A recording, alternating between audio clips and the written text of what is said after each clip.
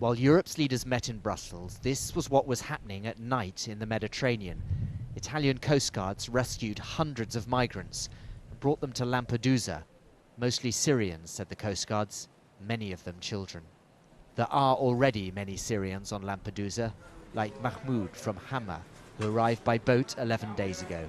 He spends his nights in a detention center and his days in a cafe, waiting to be moved to the Italian mainland.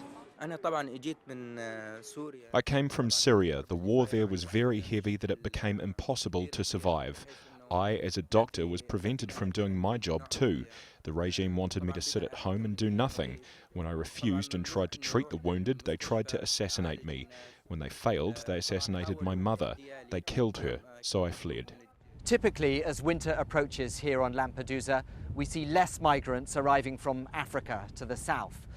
But this year, the weather has on the whole remained clear, and there's no sign that things are slowing down. Meanwhile, in Rome, Eritreans demanded that European governments do more to protect migrants at sea. But they also wanted to protest against their own government. They say it's the policies of President Afewerki's harsh regime which forces so many of them to risk their lives by fleeing to Europe.